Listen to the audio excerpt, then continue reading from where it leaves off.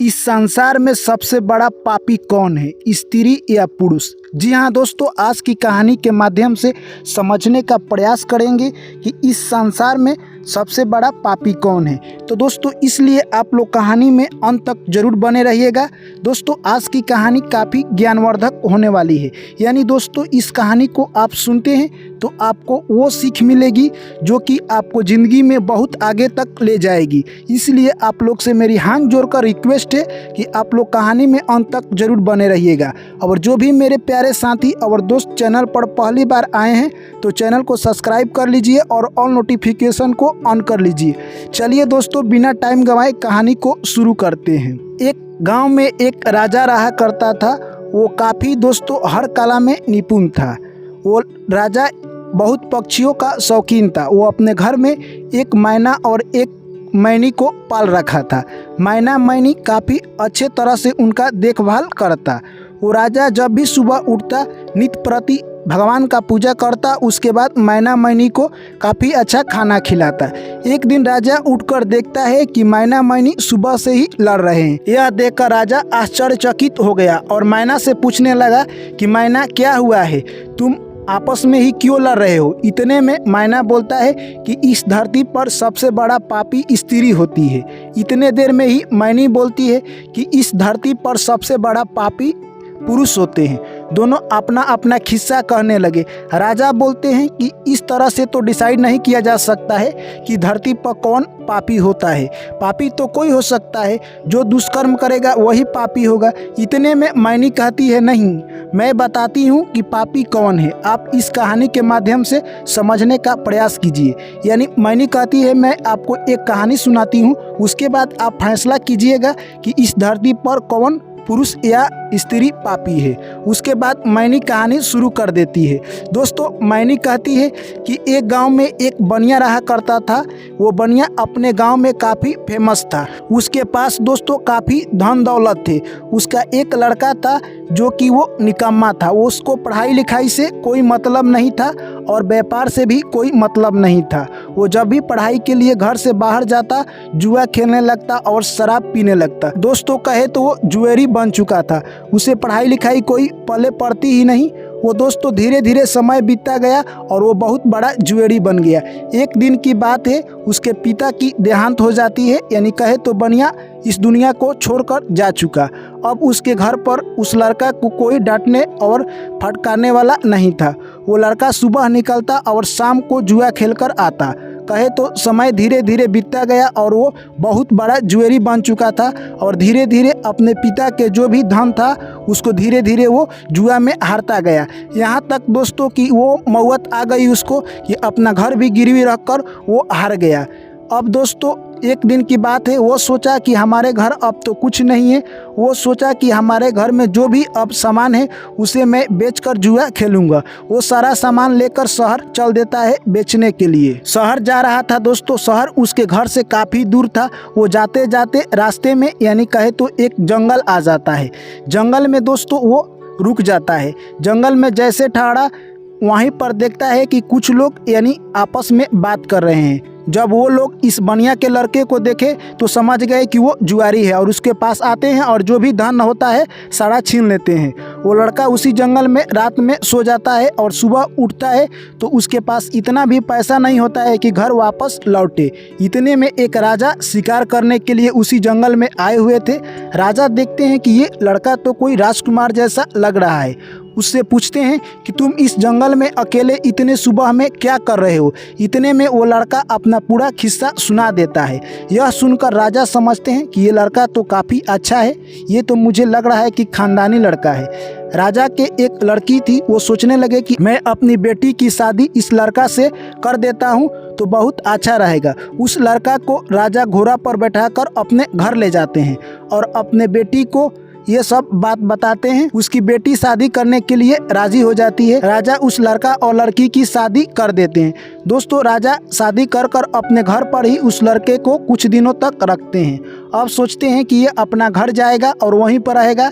जब मैं बूढ़ा हो जाऊंगा तब तुम हमारे यहाँ आना और जितना राजपाट है मैं तुम्हें दे दूंगा। और दोस्तों उधर जो बनिया का लड़का था, वो जुएरी था, वो सोच रहा था कि जो भी मुझे धन दौलत मिला है मैं उसका जुआ खेलूँगा। यानी कहे तो दोस्तों उसका ससुर यानी व्यापारी था जो बहुत सारा धन दौलत देकर अपने लड़की के साथ अपने दामाद की विदाई कर दिया।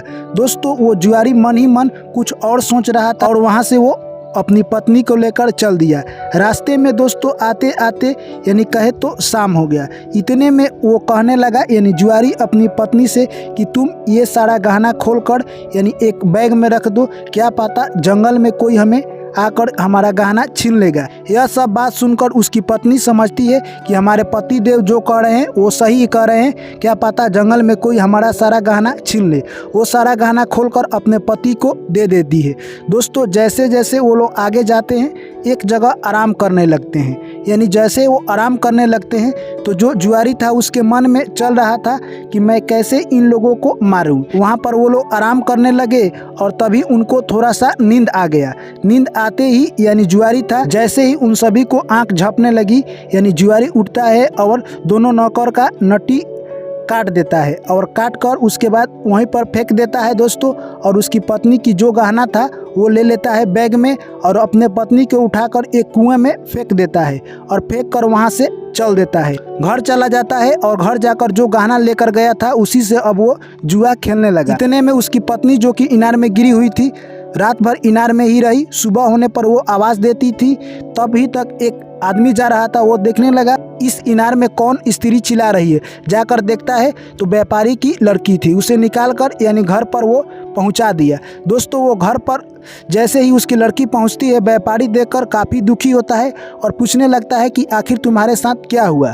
वो लड़की सतीव्रता थी इसलिए वो अपने पति की जो भी करनी थी उसे नहीं बताई और वो दूसरा बात बताकर अपने पिता को मना ली। इतने में दोस्तों ये लड़का जो कि जुआरी था वो जुआ में सारा धन हार चुका था। अब वो फिर अपना ससुरारी चल देता है और ससुरारी जाता है और एक मन में प्लानिंग बनाता है कि मैं जाकर अपने ससुर जी से कहूँगा कि आप नाना बनने वाले हैं इसलिए कुछ मुझे धन दीजिए।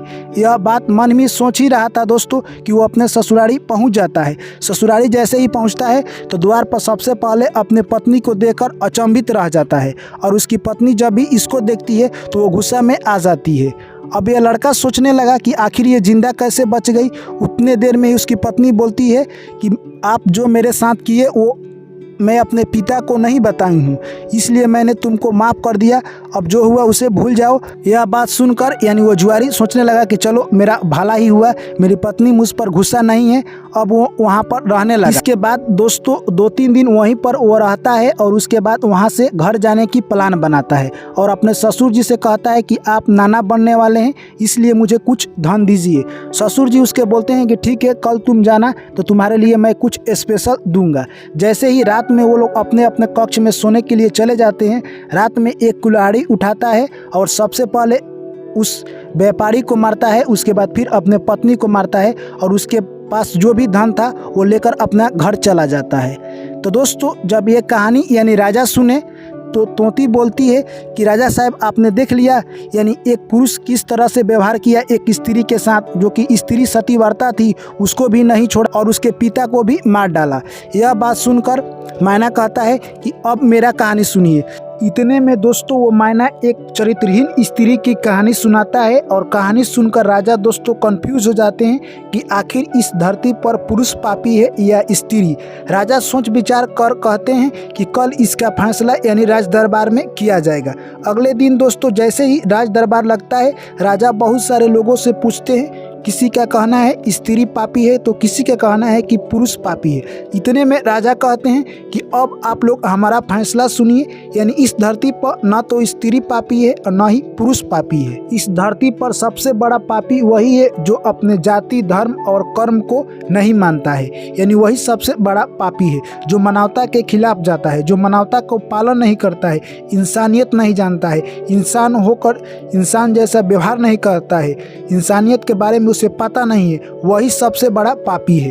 वो या तो स्त्री हो या पुरुष हो, कोई भी हो सकता है। जो इन सभी का पालन नहीं करता है वो पापी हो सकता है।